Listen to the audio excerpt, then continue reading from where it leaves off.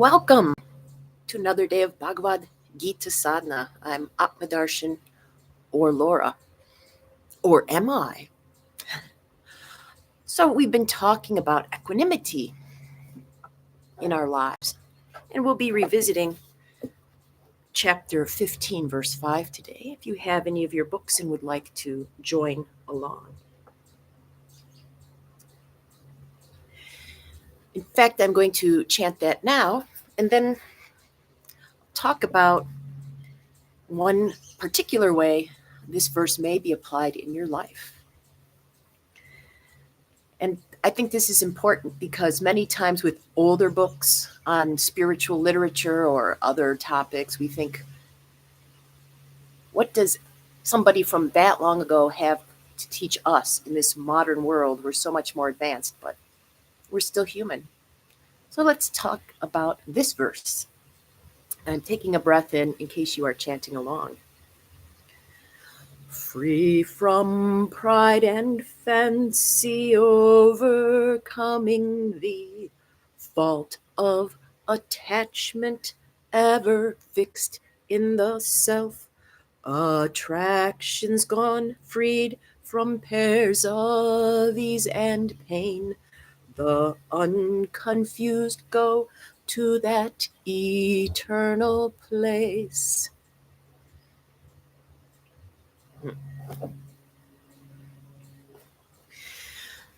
So, what is that eternal place? One of the ways you can read that in the context of Krishna talking to his spiritual advisee Arjuna is that eternal place is the true self. And that's the true self in you that is untainted by others' attempts at control. We are social beings, humans, and those of us who are embodied as humans, that is part of life we have to accept. And because we, as embodied humans, are physically helpless for such a long period of time compared to other animals. You know, for example, a cat can go from just being born to fully functional in about 6 months. Humans take a little longer than that. So, in the Roman Empire, if I'm remembering correctly, people weren't really considered to have reached full adulthood until about 30. And I think voting, you couldn't really vote until about that time. I'll have to double check my facts, but I know it was later even than what we think of now. So, because of this, a lot of us as humans, before our brains are fully functioning, are inundated by others' ideas and we grow to accept them as our own. And again, being social animals, even as we age, if we want to fit in or if we want to feel powerful over our world, that, face it, compared to the cosmos, we are itty bitty tiny little microbes that any natural disaster can crush. I mean, all of human civilization can be wiped out by a relatively small rock falling out of the sky, bashing into the earth, sending up a cloud of debris. I mean, life on Earth itself could be wiped out by such a scenario. And that makes us uncomfortable. All my dreams, all my plans for nothing, up in a puff of smoke, a collision that we may have nothing, no power to avert. So we're often looking for ways that we feel we can be powerful in the world. And that includes power over others. If we can influence others, it can make us feel good. Especially, well, let's just stop there. So I came across a quote this morning in the news after the elections here in the United States. One person embodied as a male was saying this to definitely of the Republican Party, was saying this, and it seemed to be directed at women, but it could be directed in general. And the quote was, "Your body, my choice, forever." And I will admit that took me out of my equanimity reading that, because of some of the things Krishna talks about here. Hearing something like that and thinking about somebody wanting to inflict such pain on others, perhaps by taking away their autonomy, that did not make me feel good. Because I have my pride. I am an autonomous being, or I like to think so. And I was attached to this idea of, gosh darn it, I'm going to just rule my own destiny as best I can with all that happens around me that I can't control. And I got far away from myself, my big S self, and into my little s self and all its insecurities. And then I thought, wait a minute, right now I'm allowing that person to have control, to have the choice, not of what my body is doing, but definitely what my mind is doing. And I thought, now wait, I'm taking back my mind from that. And then I thought about the media in general leading up to the United States election and people and all that. And I spread out from there, advertising, for example, marketing. And I'm like, look at all these people every day who are trying to put themselves in control of my mind, not my body. That, well, perhaps that as well, but definitely my mind. And I realized this is a big part of what Krishna is talking to Arjuna about, and the big point of Samatvam in the Gita. You can't be yourself if you are giving control of who you are to others. So today I have strengthened my resolve. I've really been considering, especially in the wake of election, or the wake of sporting events, when one side wins and the other side loses, and how that affects people's behavior. I've really been contemplating, who do I want to be in the world? Whether my side, whatever that side is winning or losing, who do I want to be? And am I going to let others make that choice for me by saying things or by telling me what they think I am? And if I follow the terms of the Gita here, that answer is no. I'm going to really figure out who I am under all the conditioning I've been inundated with since the moment I was embodied in this world, and be me. That's very freeing, to be me, because it also allows me to say to you, be you. I have control of myself. I have no need to control you. Besides, controlling myself or managing myself, maybe that's a better word, managing myself. Managing myself is challenging enough. I don't need the stress of trying to manage someone else. So I just want to put that out there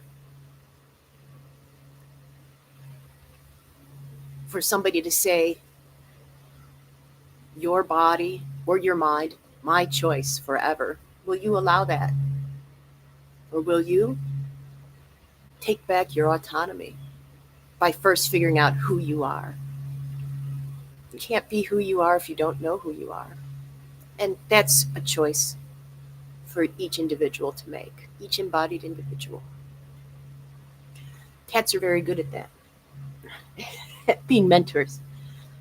So as we do our balance practice, please embody it in the way that works for you. Make your choice. I'm going to step off camera and just tell you when to switch, so that way you don't look at me and go, but I should be doing it that way, because I'm not you. I'll be right over here. And that's the leaf vacuum.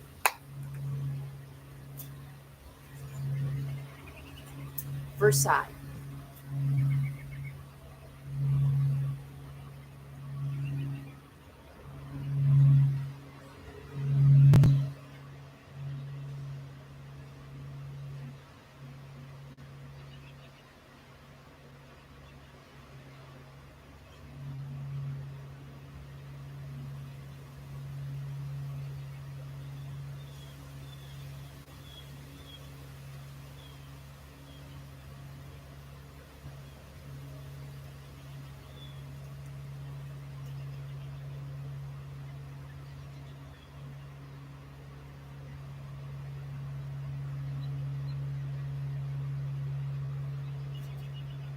switch sides if you want to.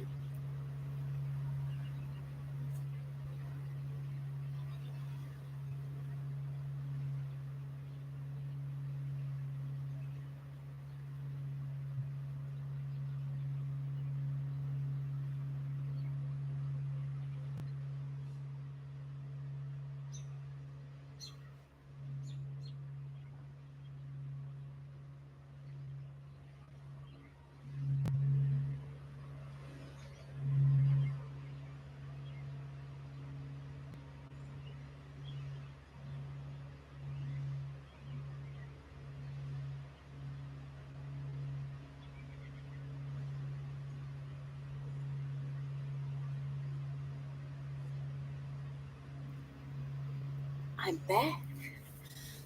We'll have our 5 minutes of contemplation. And suggested today is that for that few minutes you contemplate, how are you letting others make choices for you? And initially I had said, you know, can you let that continue? And I think it's more like, will you let that continue? So just in case you can't hear over the vacuum, how are you letting others make choices for you? And will you let that continue? 5 minutes.